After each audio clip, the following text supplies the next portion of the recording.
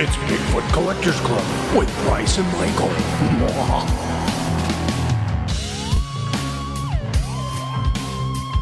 I know a ghost story or two.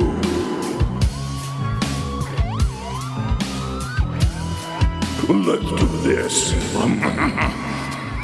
All right. Hey guys, it's episode 2 of Bigfoot Collectors Club. Thank you so much for listening. I'm your host, Michael McMillan, and this is your other host, I'm Bryce Johnson. Bryce. Yes. Dude, this is our episode 2, of our new show, and it's just, you know what? I'm really loving being in this club with you. I know. We have a paranormal podcast. It kind of like hit me on the way over here. I was like, wow, that's like a dream come true. I know it really is filling a dark void in my life. That's mine too. Where I was like, why was I not talking about this with everyone I know? I know. So nobody will talk to it about with me. Thank God I met you. I know. That was you know what? The Bigfoot Jesus brought us together. Bigfoot Jesus. We're never saying goodbye. If you're tuning in for the first time, Bryce and I are paranormal enthusiasts and armchair cryptozoologists, and this show covers everything from Bigfoot to aliens to ghosts to Jersey Devils. Those are the only ideas we have for the show so far. So we're already halfway through the entire series. But each week we're going to have a guest in here and we're going to tell some stories. The guests are going to tell some stories.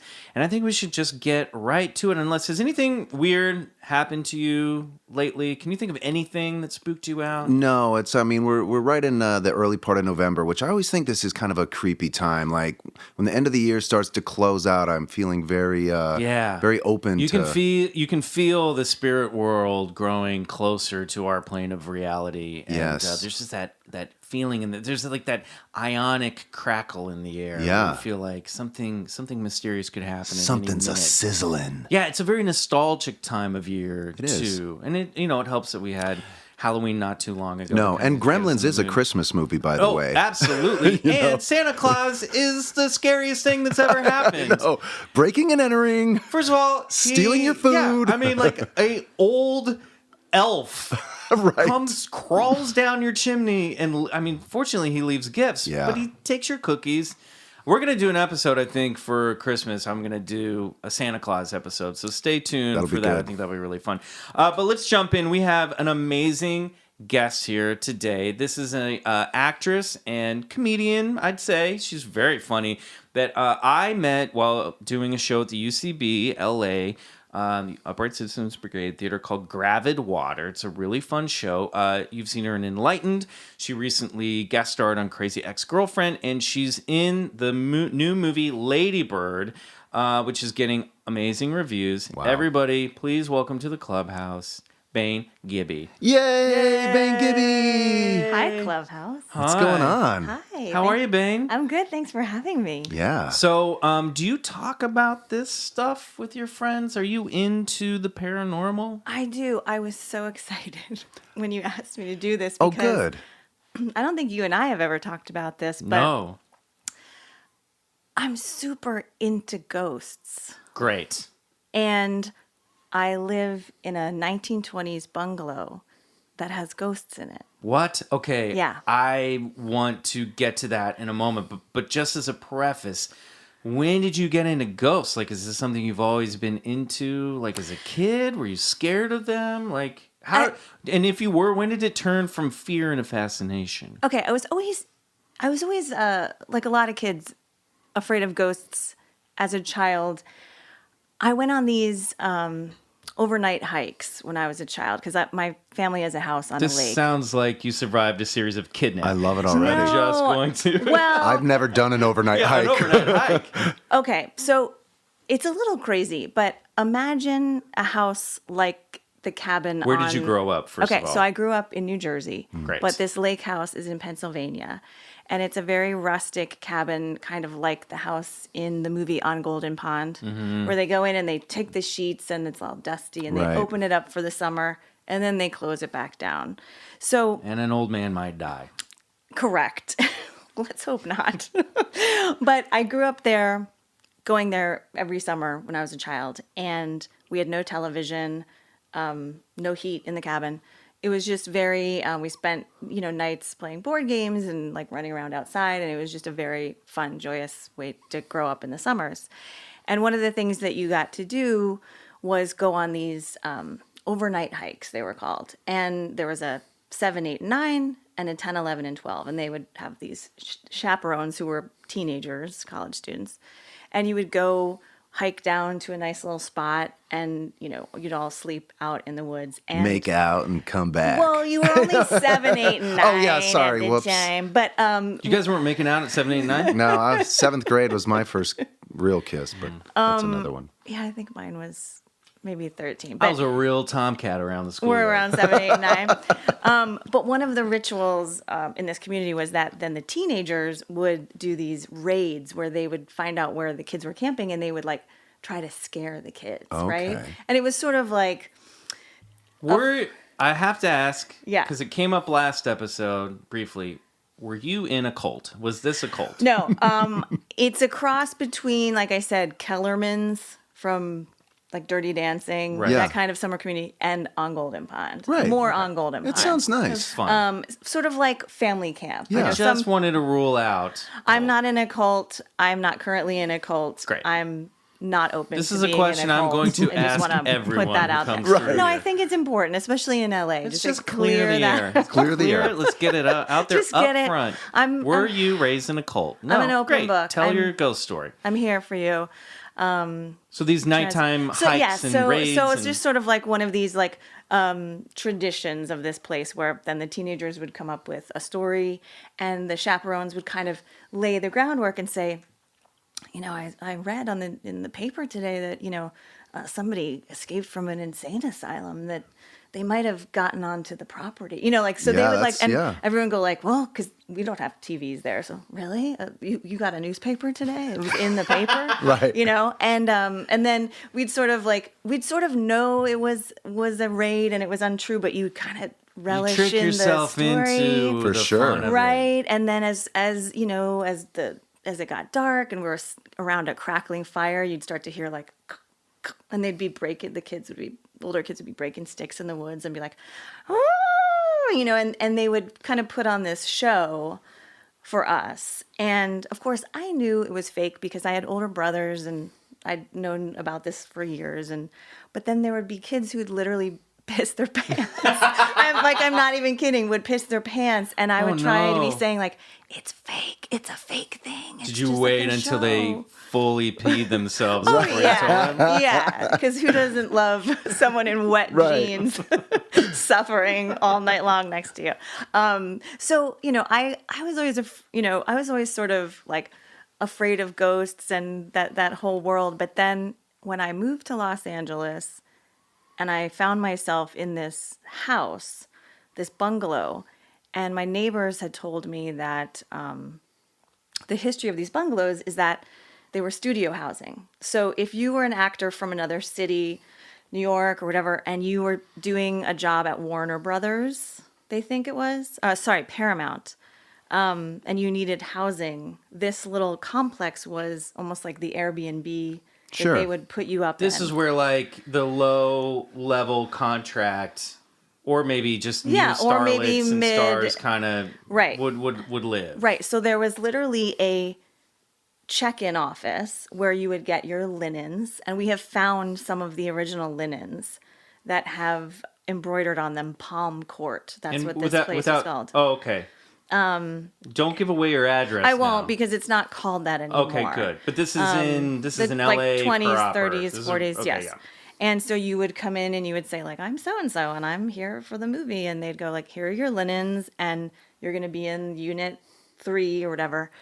And apparently they partied so hard in this place. And it was a place where just a lot of debauchery happened, but a lot of dreams were made and broken. So there's a lot. What's that address again? It's not on Khalifa. I Is don't it? know about you guys, but I need to find a time machine. This could be anywhere in Los Angeles, Right. really.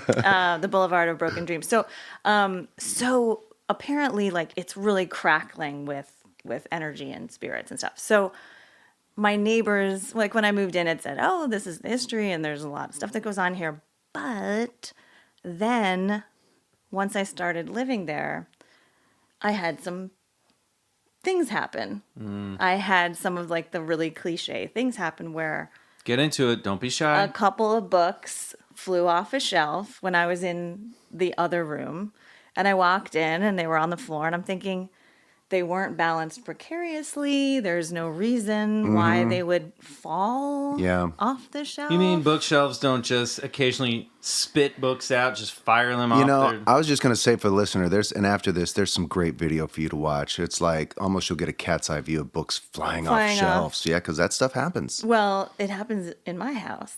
And so I thought, do you think the ghost is an angry reader? Yeah, I didn't like that book.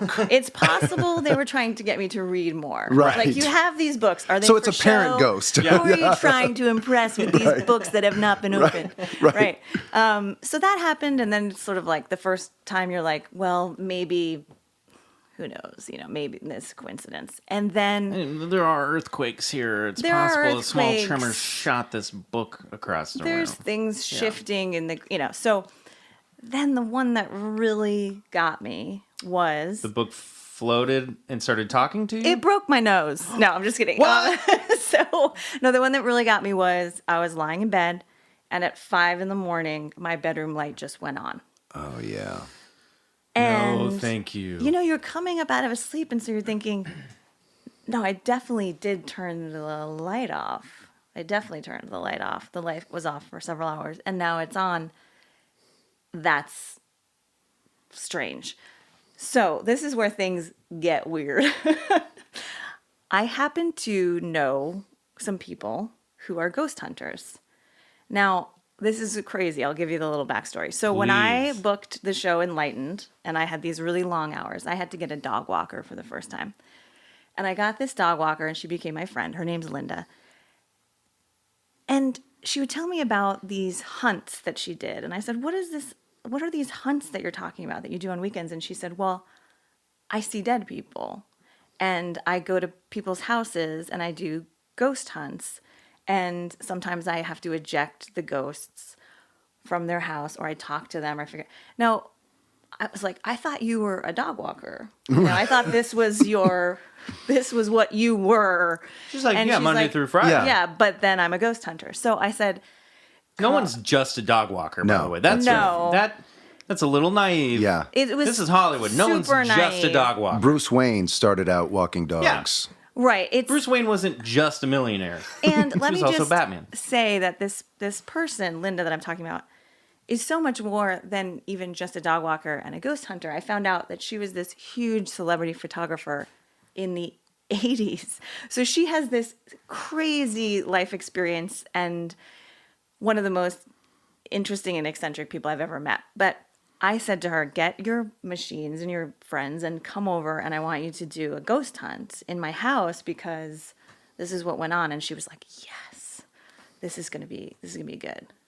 Amazing. Sorry, I'm just shaking my head in disbelief. I'm not disagreeing with you. Oh, okay. I mean, not disbelief, just I'm amazed. I'm like, okay, yeah. So they have done 3 or 4 hunts at my house over the last couple of years because the activity has continued. And every time something interesting happens, I'm like, get the machine. So get the team together. So they come to my house the first time, and it's truly an amazing experience. It's something that I wouldn't have believed unless I was there. So is it a comedy or a drama? It's both. It's both. All right, good. This is good. Now we're talking. We can cook with this. It sounds like a great show. Both. Great. So they're called the Ghost Girls.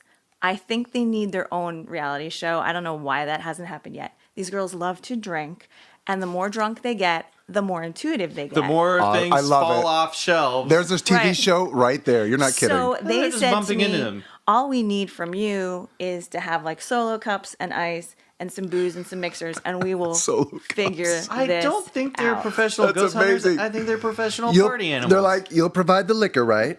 We'll be there. That's how it went down. So they come in, and they're like I mean, they have all of it, the night vision goggles, the EVP machines that they have on the real shows. And they turn out the lights, and this is serious. First, we hold hands, and they do a protection prayer where it's like, hey, if anything gets weird, protect us. And, we're here with good intentions. And they take it's very serious. Sure. And I was all in. I was like, oh, yeah. I was like, I'm back in drama club, right. and like whatever this reality. This is why you're a good actor. You're like, what do I wear for this? You commit, Bayne. This is why you're good. This is at your what job. you do. You buckle in. Just like back in those old stories that a lunatic escaped from the asylum. You get into it. Yeah. You believe sign that up reality. to ride the ride, Yeah. and you ride the ride. And I was the snake. all in. So we get into it, and some really weird shit was going down. So there was a couple of interesting things that happened. First of all, the light that went on in my bedroom, they were convinced that was my grandmother. And that she is in my bungalow pretty much all the time. So it's not a old dead Hollywood starlet. There's some of those in there too. But the light going on they felt strongly was my grandmother's presence, who said she likes to hang out with me because I'm fun. Yeah, Grandma. That's great. This is all good news, Grandma. I want to haunt you because you're fun. Yeah, but also, Grandma, I need to sleep. Yeah. Can you Right. Can you turn the light on? Maybe a little Well, later. she had a message for me. Okay. And the message was that I need to wake up and that I'm missing the point. And I understood what they meant by What this, that meant which to was you. that at the time I was really struggling in my personal life and my career. And her message was, you're kind of missing the good stuff and you're looking at all the stuff you don't have and you're kind of missing it. So wake up and stop being an asshole. And I had quit drinking not that long before this happened. And her message came through, one of them pretty clear. She goes, if you're going to be this much of a drag, you might as well start drinking again. And she was like, that's you're being funny. a drag in your own life and you're not seeing all the good things. And it was totally apt. I was like, I get it. I'm kind of being an asshole to myself, about myself.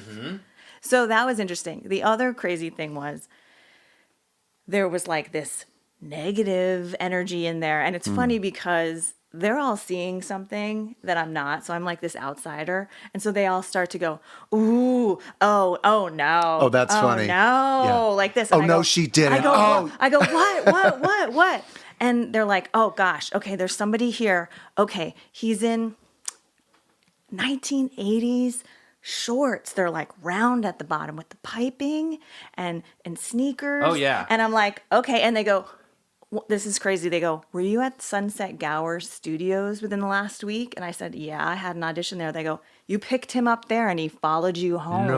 No, I'm never He going back jogged there. all the way over to your spot. So this was the story with them. They're like, and I'm just standing there in That's silence. like in Disneyland. You pick up a ghost on your way home from the haunted house. But this is apparently what happened. So they're talking to him, and then they're translating to me, and they go, okay. No, you're wrong. Okay, Bayne, this is what's going on. He was a guy who rode around on a bicycle in the 1980s, and somebody hit him with their car, and he died, and he thinks it's you. Oh, and my so gosh. I'm like, well, I lived in New Jersey, and I was a child. And so they're going, she lived in New Jersey, and she was a child. She didn't even drive at the wasn't time." her. It And they're wasn't having her. an argument with the guy, and he's convinced it's me. And they're like, it wasn't her. Somebody else did it. So you need to leave. You need to leave this woman alone. Blah, blah, blah, blah, blah. And they're having this like crazy argument. And then they're like, okay, yeah, he's gone. He's gone. Wow. I just love this image of like this 80s dude in short shorts It's amazing. trolling Sunset Gower looking for the person that hit them. And he I want to do a thought it was TV show me. where these girls, like, they just discuss fashion of dead people. What are you wearing? Where did you get that? How does that ass look in those shorts? That's what I want to know. Turn around, mister. I'm telling you, I would watch that show. I know. I would watch that show because what's amazing about watching these girls is they all see the same thing without talking about it. And so they're like, It's oh, triangulated. his hair is duff. Like they'll say things like, his hair is dyed blonde. Yeah, it's really bleached. Yeah, you're seeing the bleach blonde. And I'm like, I feel like the outsider because I'm like, I wish I were intuitive. Like, this thing that you guys are all experiencing is so wild. And it's like a shared experience. It's crazy. So right now, state of the apartment, ghost free? State of the apartment is ghost free because Grandma still come around? So the most recent hunt we had was about 3 weeks ago. Oh my gosh, this is fresh off it's fresh. the presses. Fresh. And my grandmother is still there. Okay. The other interesting part is there is an entity that they said was very much like a Shirley Temple. She was after Shirley Temple, but same vibe, very young with curly hair, and they were kind of trying to make her be like the dee-doo-doo-doo, and she stayed there, and they said she is there when I'm preparing for auditions, and see, she sometimes even turns the pages for me. That's the creepiest thing. I actually thought that was sweet. It's a little creepy, but It is creepy. But what's interesting is I'm never scared in that apartment because nothing ever feels weird. So if there's people in there, I feel like they're rooting for me. And it's also kind of cool to feel like you're actually part of something that's bigger than you. Like this apartment has it's a tradition to be an actor working in town in this. And every now and then a dead bicyclist follows you home. You pick something up along the way, but at least there's a helpful little girl around. That's right. Exactly. And they said that it's kind of like exactly what you just expressed, which is that this sort of community goes on where they're kind of going like, hey, you're doing this and we know what that's like, and like go get them out there. Love it. Which That's is incredible. kind of amazing because it's reassuring. a lonely endeavor It a is. lot of times, especially like the prep for, to go in there and try and get a job day after day after day. And so people ask me, do you get freaked out in there? Are you scared? I'm like, I really don't. I actually feel like it's a really positive place. And if ever there's another, negative thing going on, I got my ghost girls. They could come in and they flush it out. It's so unique. And you've got your grandma, too, protecting you as from any sort of negative whatever there is as well. Oh, yeah, because grandma's you're good. Like, she's like, step off, biker man. Yeah, right. I do feel that that's Bayne, true. I love this story. I do real too. quick. So Ghost, you're all in. All in. Bigfoot, I'm open to it. aliens. Yeah. She looked at us like, Yeah, you're like, an idiot. no Well, brainer. Here's the thing. Somebody said once, I saw this play where they said, It was me. yeah, once you step into an elevator and you see that you can like be moved through space, you kind of believe in anything. And that's sort of how I feel about the spirit world, which is this door has been opened where I've seen real proof. And once that door is opened, then I feel like You notice all the other doors. the other doors, and that if we open our minds to all these possibilities, it's pretty mind-bending that time and space is essentially meaningless. Yes. Yeah. And so I'm in. I just want to say, I love that. Yeah. elevators have a pretty reasonable explanation, but we'll talk about that later. But only if you study them. Okay, we're going to take a quick break and we're going to be right back.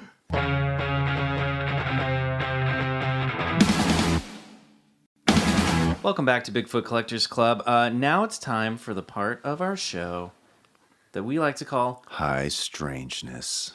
Beautiful. Each week we tell a story from paranormal history. This week, Bayne, I actually picked out something with you in mind. Oh, wow. Ooh. Because I knew you were going to bring in some little ghosty stuff for us. This is one of my favorite, not quite a cryptid, but this is a strange entity from paranormal history. This is the story of the Bell Witch. Ooh. And it's great because it actually begins with a story that involves a cryptid. So this story has it all.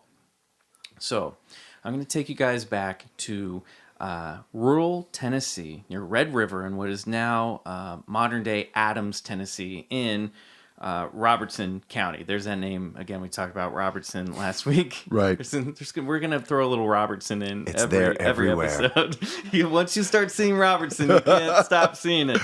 So 1817, John Bell, who was a very successful and wealthy farmer, and because we have to get this out of the way right up top, This is early 19th century in the South. He was also a slave owner. That's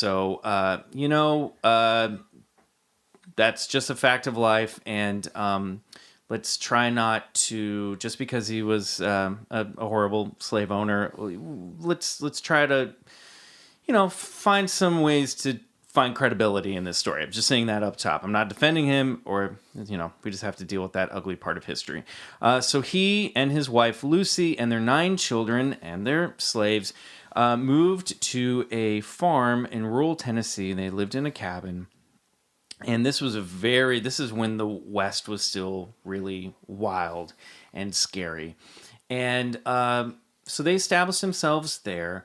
And one evening in late summer, I almost said Roger Patterson.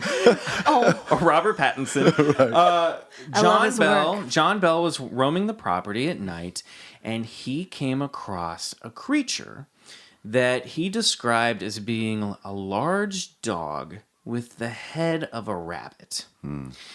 And the creature ran off into the cornfields, and he spent the next few nights trying to hunt this beast and never found it. But around this time, there's also some weird stuff going on on the property. One of the girls, who's one of our main characters, Elizabeth or Betsy Bell, she had seen an image of a woman roaming the property at night. And around this time in the cabin, they started to hear tapping sounds and knocking sounds, little tiny noises.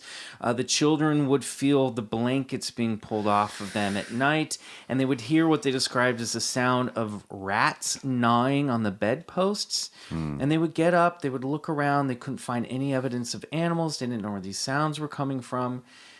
And they made the mistake that a lot of people who experience these types of hauntings do, which is they indulged the spirit.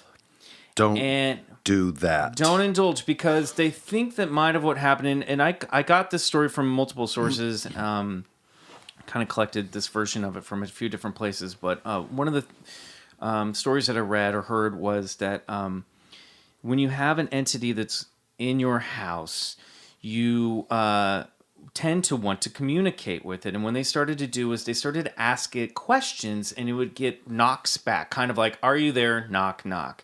And as time grew, the more they communicated with it, they started to hear voices, and the sounds got larger and heavier, the poundings on the wall, and they began to communicate. This spirit emerged that they became to call the Bell Witch. And it's important to note, at the time, a witch wasn't necessarily a human person with a top, pointy hat that's like cackling and brewing a cauldron. They didn't really have a term. They didn't use the term entity back then. I actually think this sounds more like a traditional poltergeist. But this witch that they called it, as she called herself, they first asked, "Who are you?" And the spirit said, I am a spirit that was once happy, but now I've been disturbed. And then they started having full conversations with it, and this entity would start changing their story a little bit. She would say it was a female presence. She then would also say at one point said she was a Native American who was coming back to haunt them. And then at one point, she finally told them that her name was Kate. And they think that she called herself that because there was a nearby neighbor woman who was supposedly this eccentric woman. And when they first moved in, she and John Bell Sr., the patriarch of the family, had gotten into some sort of dispute. So Lucy Bell, the wife, went, "This must be Kate Bat's witch, and she has sent her to us to fuck with us," basically. But the witch told the family that she wanted 2 things. She wanted John Bell, who she called Old Jack. She said she was there to kill him, and she wanted to see him dead. And the other thing that she was there to prevent was the marriage of Betsy, Elizabeth, who used to see her wandering on the grounds. She was engaged to a young man. I think his name was Joshua Gardner. Those were her goals. That's what she was after. Demon goals. Demon goals. Hashtag demon goals. Hashtag demon goals. Very specific goals. Right. Yeah, and so and the stuff got rough, especially Betsy. She was actually, this went into full Amity horror level where she was getting dragged about the room, she was getting beaten, she was getting scratched. And the family, despite being awful slave owners, they consider themselves to be a good Christian family. And this stuff started to go on so long, and they were scared that they confided in their best friend, the Johnstons, who were their closest neighbors and their best friends. And the Johnston family came over, and they were like, there is shit moving around this apartment, this cabin. There's like floating beds. There are books, just like your story, Bayne, moved about the room. There's like something is going on here, and it ain't good. The voice would often quote scripture. And so she was like doing all this sort of like almost performance art for them. There was a cave on the property that Elizabeth used to explore around this time. And she remembers she and her friends, some of the younger men, went into this cave to look for Kate, the Bell Witch. And one of the boys got stuck in between two rocks in a hole and couldn't get out. And they heard a voice say, "I'll get him out." And he said he felt invisible hands grab his ankles and yank them free. And then, this is my favorite part of the story, supposedly Kate the Witch then lectured them on the safety of cave exploring. Wow. Which is amazing. After a time, this became everyone... Spelunking is dangerous. Make sure you use a ripcord. Ripcords and fasteners. I've never been spelunking, you can tell. But this became such a popular story. The locals started to find out about this. Yeah. And in 1818, John Bell was actually excommunicated from his church. Now, the reason they gave was that he was charging really high interest rates, which was illegal on slave sales. But also he had gotten this reputation for hosting this like demon in his house. And so he was kind of kicked out of church. The story became so popular, and this is before any book was written on this. This is all going around word of mouth in Tennessee. And it spread so far that in 1819, the Bell Witch became so famous that a U.S. general who had gained prominence during the War of 1812 named Andrew Jackson visited the Bell cabin because he wanted to see for himself what was going on. And he heard these stories, and I like to think he was like, they can't get rid of this thing, I'll go down there and kick its ass. Right. So he brought some soldiers down to the property, and as they were approaching the house, his carriage, a couple of the wagons stopped. One of them stopped dead in its tracks. It wasn't stuck in mud. It wasn't on an incline. It just wouldn't move. And all the guys got out and started pushing this thing and pulling on the horses. And Andrew Jackson is like, "Boys, it's the witch. The witch is doing this." And then they all heard a voice say, "All right, General, let the wagon move again. I will see you tonight." And then suddenly the wagon could move. That's great. And Jackson was supposed to be down there for a week doing sort of an old school pre-ghost hunting exhibition. They left after one night. The activity was so strong. All his men got so scared they took off. Wow. So then in 1820, so we're talking, this has been going on now for 3 years, these hauntings. In 1820, Kate, or the Bell Witch, finally made good on her promise, and John Bell died one night. The family found him dead. And this is a really twisted thing. They said that there was a strange liquid on the floor that they gathered up in a vial and gave to the family cat. And the cat died. And so they said, Kate has poisoned John. So she did what she wanted to do and killed him. And it was said that they could even hear her singing and laughing during his funeral service. And then and she took credit for it, apparently. You have to understand that by this point, they were having regular conversations with this entity. In 1821, she finally completed her mission when Betsy broke off her engagement with Joshua Gardner, and then later married one of their family friends, this guy, Robert Pattinson, I think his name was. No, I'm just kidding. I do think his name was like Robert Powell. But there it is again. Yeah, and after the engagement broke off, the haunting stopped, but the Bell Witch told Lucy Bell, who, by the way, she had a really good relationship with. She loved Lucy Bell, and she loved John Bell Jr., one of the sons, and she like really enjoyed them, and she thought they were good people, but she hated old Jack, as she called him, for reasons that she never gave, and for some reason she didn't want this marriage to happen with Betsy. And she told Lucy that her work was done and that she would reappear again in 7 years. So in 1828, she did reappear in the family home. And by reappear, I mean there was never a corporal vessel. It was always a disembodied spirit. She appeared to John Bell Jr., and they apparently had a conversation one night where she predicted that the Civil War was going to happen. And she left again and said she would be back in 107 years, which is sometime around 1935. And I couldn't find a solid source that happened, but kind of ran out of time to do research, to be honest. But that's really when the tale of the Bell Witch ended, and it became such a popular story that today the farm is now in Tennessee. It's state land. It's a historical site. They recreated the cabin.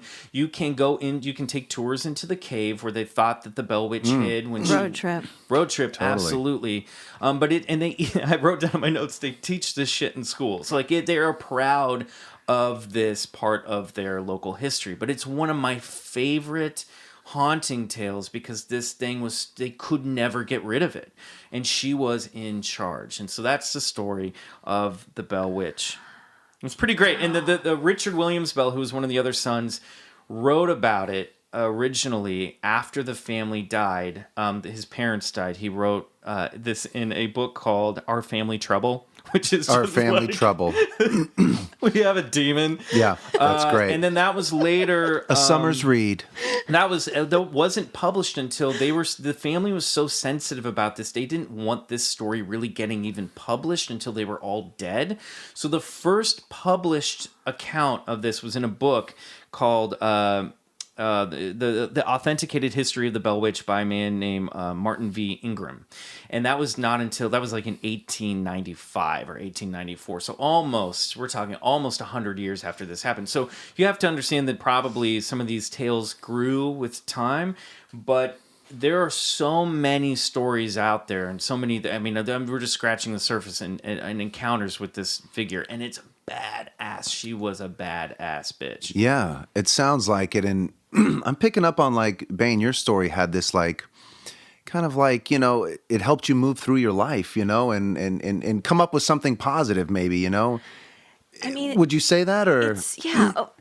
My experience with it is so positive. It's so crazy, though, that she was such a powerful entity that she could move humans and furniture, because from what I understand about it is, just to turn a light switch on or to move, a glass or something is so hard for an entity. They have to, focus all their energy. So the fact that she could drag poor Betsy around the room makes me... Well, I have a theory on that. Well, that's our perfect cue. We're going to step away for just a moment. Sure. And when we come back, we're going to ask ourselves, what the hell was that?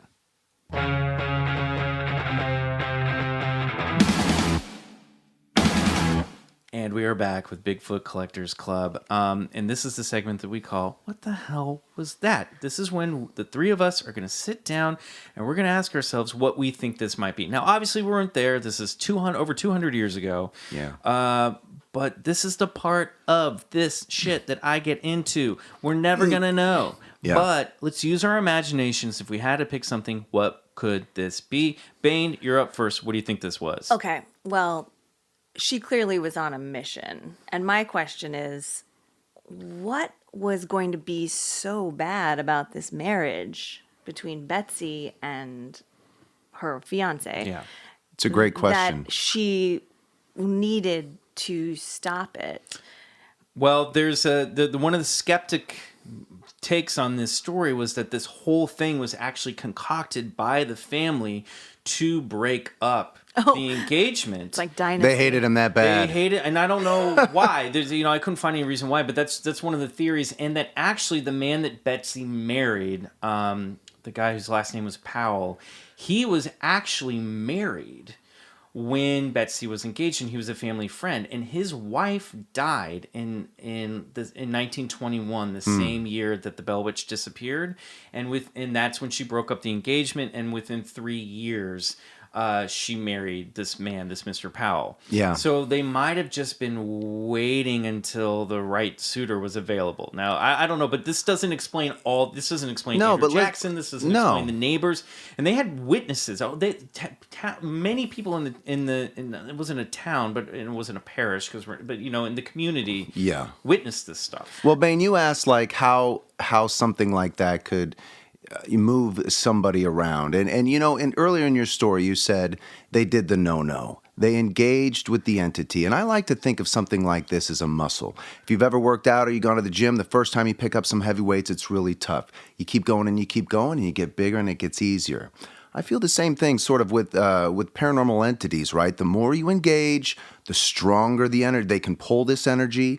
And then, once you're like communicating on a daily basis, which it sounds like these people were, that whatever that is has so much energy garnered from that family and from the environment and from the space. And she was supposedly that it would probably be relatively easy to. And she supposedly knew everything about them, and she knew how to trick them and pull their. So there's a sort of trickster. I have a little theory. Yeah. This is what I'm going to hear. But I'm sorry, we got off track. No, I want to hear your theory. This just came to me as we were talking that maybe they said she had a dispute with. She called him Old Jack. Mm-hmm. Maybe she was in love with Old Jack, and it was unrequited, and she was jealous, and she didn't want anyone to have happiness romantically, and so she was just a vengeful spirit that wanted to destroy the happiness. Or what if you look at it from a completely other angle? They awakened this entity. This entity looked into the future of this family, saw maybe a few things that were not great for the family, and said, you know what? I'm going to change a few of their forward paths. And you know what? And the entity might have actually done a great thing for the family. Well, and there's evidence, too, that he was this shady businessman and sort of a bad, like corrupt slave owner who, and unfortunately, like these stories, we'll never know. It's lost to time. The slaves are cut out of a lot of these stories, and but supposedly they also had interactions with her. Of course, so we're not getting, we're not getting the full story. But he may have not been such a nice guy. Right. And here's my other question as you were telling the story was, they were having these sort of almost normal daily conversations with her. What did that voice sound like? Was it like a clear voice that they could all hear? It got to the point where it was just like talking to somebody in the room. Could you imagine that? To be a fly on the wall, like, this reminded me of a story too. When I was younger, I got my first phone in my own bedroom and three-way calling, and I was like, oh, hell yeah, three-way calling. Yeah. I remember like, on the line, like you would hear these like, and you would like, you felt like that's somebody, and be like, "Is this somebody?" And it'd be like, and it'd be like, "Did you just answer me?" And it starts and I was like, but it starts so soft like that, Yeah, there was I listened to as part of research. There is another great podcast out there called Astonishing Legends, and those guys, I didn't listen to the whole thing. Most of the stuff I got off articles online, but they and I was actually thinking about it when I was listening to it, because I just read the book the novel, and it goes way more into what Pennywise the clown is than the first movie does, and he's, sorry, spoiler alert, but the book's been around since 1986, so if you haven't read it yet, it's not going to ruin anything, but you should have read it by now. But they kind of compare it in their podcast, her to the entity It, which is like a shapeshifter and can kind of be all these different things. Well, in the novel, Stephen King actually at one point names the Pennywise as a glamour. And a glamour is a entity that is a trickster spirit that takes different shapes. It feeds off fear. And like in Harry Potter, I can't remember which book there's the cabinet or the trunk where the thing you're most afraid of comes out of. That's what it is about. And I think that it's possible we're dealing with rural, undeveloped south, a new nation. I mean, the country was just barely. It's possible that this land, there was an ancient spirit that's not human at all. Mm-hmm. There's a natural force that's been living on that land, and all of a sudden, this farmer and his family and you his did mention the words Native American. Yeah, you did mention the word Skinwalker. Right. Oh. So now this is an interesting little segue. Anyway, so I think it might be some kind of thing like that, which is like a force that's been here longer than anybody else. It may not have been the neighbor at all. No, I actually don't think it was. I think she was using that against him, because that was also one of many different answers she gave, and that's the one that stuck. You know, the interesting part of your story to me is the very first thing that they saw was the dog with the head of a rabbit. Now, you want to talk about symbolism. So I don't know if you're familiar, but there's a ranch out in Utah called Skinwalker Ranch, and it's a paranormal hotspot. We're going to do this on an episode. And we'll do this on another episode, but the interactions at this place start with a large, what looked like a dog/wolf type creature coming out of the woods and, coming up very close to the family, almost to where they could touch it. And it grabbed some of their livestock. They shot at the dog, literally like 10 feet away. Dog does nothing. Whoa. And the dog walks slowly back to the woods. Into the night. As the livestock is bleeding out. But and you mentioned the word Skinwalker, which is a Native American type of spirit, a trickster spirit you used. And but they're very similar tones there, that first symbolic dog/creature. Right. And that was sort of the presentation. It opened the gateway. Oh, hi, it might have been one of her original forms. Yeah. Which is this very, it's something that reflects the land. Yeah. It's like a wolf and a rabbit. It's very natural to that area. It's a land. Yeah. Who knows? I think it's like one of these almost like pan spirits, like this sort of earth demon spirit that just has been a living embodiment of the energy of the land, and that has ownership of that land. And here comes a guy building his farm there, and she's like, all right, I'm gonna fuck with these people. Yeah. And you mentioned and cave too, the spirit emanates from a cave. Well, they thought the cave might have been a portal to the other side. Sure. Unfortunately, we have to say goodbye to the Bell Witch and move on to our next segment. But fascinating. That was awesome. Scary stuff. And yeah. There's so much out there. You can go find a lot more than we're able to even get into here. We'll be right back after this message.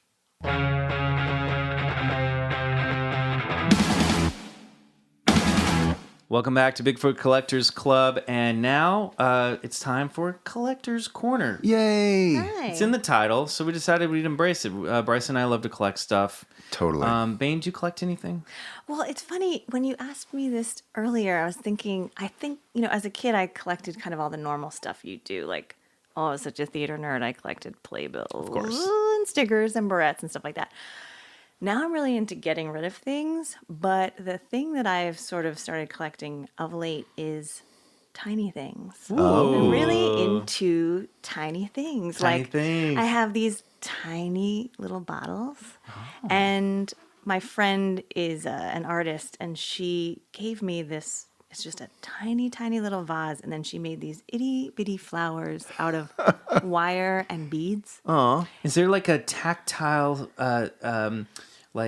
satisfaction that you get from holding these little things? Yeah, Is that what it is? I actually like to kind of put them in little clusters and stuff on my mantle and on my coffee table, and I think it might come back to what all comes back to childhood, right? I had this really awesome dollhouse that my dad made when I was a kid, and he tricked it out. It had real wallpaper. It had functioning lights. Wow. It had chandeliers and things like that. And then my aunt was really into crafting at the time, and she made things for it. So she made this full Christmas tree with decorations that was just like this out of pipe cleaners, but then little tiny decorations, so intricate, which I still have. So much time on their hands. Right. But there's something so satisfying about miniature. Yeah. Well, no, it's true. Boys, macro and micro. We had dollhouses, but it was called Castle Grayskull. Yeah. It was and that was setting up your He-Man guys, and the little swords and the little weapons, and that came with like a little weapons rack, and that was just a cheap piece of plastic. What I love most about G.I. Joe was the detailed little guns, and that they fit in the holsters with the knives. So yeah, that little world is amazing. Yeah, I think there's something really satisfying about it. And that's kind of my thing now. I've realized, there's like 6 things on my coffee table. I have this little tiny tin house. And then next to it is like a little tiny bottle and, just little things. A little tiny Bayne to sit next to it. Your stuff is shrinking. Yeah. You really are downsized. And it's a real space. You're downsized. It's a real space saver, you guys. Don't get rid of it. Just shrink it down. Just exactly. Shrink it. Bryce, do you have anything you want to share today? I do. I brought a couple things. So I actually went to Target, hence the Target bag. But speaking of like cryptozoology moving into popular culture, look at these cute little Yeti toys. Oh. Now my son's a Yeti guy. I'm a Bigfoot guy myself. Christmas Yetis. But these are Yetis. I gotta find. And aren't they cute? Here, they're like $3 each. And one of them is an ornament. For those who are listening, they're little Yetis and they're little Christmas decorations. We'll get a photo of that and we'll put it up on the Instagram. We will. But I love what this is actually like a really nice palate cleanser for spooky stories. Yeah. This little thing that we're doing here. They're called Winter Friends. Winter I Friends. like these guys. They're so cute. We don't get any money from Target, so this isn't a real commercial plug, but I think I gotta go pick some of those up. No, but there's some cute stuff out there. I do collect. I still am one of the few people I know that will collect movies on physical media. Oh yeah. So I still have I have a Blu-ray collection of Disney films and Laserdisc. Marvel and Star Wars stuff. Laserdisc. I had a friend in college who was furious. That was when my DVDs brother. Came out. He's like, these are inferior to Laserdisc. I can't believe he was so proud of that thing. Anyway, I picked up a movie this week that I ordered from Amazon called Your Name. It's a Japanese animated film. It came out in the States last spring, but it's like one of the biggest box office hits. But it's if you were into paranormal stuff, I'll say this: it's not spoiling anything. It's a gorgeously animated film. And of course, I should have known the director's name. But it's a body switching story. But they do it in a really beautiful new way. And that's just the beginning. There's like twists that come in. And if you're into paranormal stuff, you should definitely check out this film, Your Name. I'm glad I bought it because I want this in my personal, private, or permanent collection, I wanted to say. Awesome. Great. So thank you, guys. Thank you for listening. Before we go, Bayne, where can people find you? They can find me on Instagram and Twitter under my name, Bayne Gibby. Great. BAYNE, and do you have anything to plug? Anything you're working on right now? I want to plug a couple things. Lady Bird. Yes. It's in theaters now. Go see it. Written and directed by Greta Gerwig. It's her directorial debut, and it's a beautiful coming-of-age story about a senior in high school who wants to leave Sacramento and go and experience bigger and greater things. Laurie Metcalf, Saoirse Ronan, incredible performances. Great. And then I want to plug something that I'm not involved in that I'm just a fan of. There is a pilot on Amazon right now called Love You More.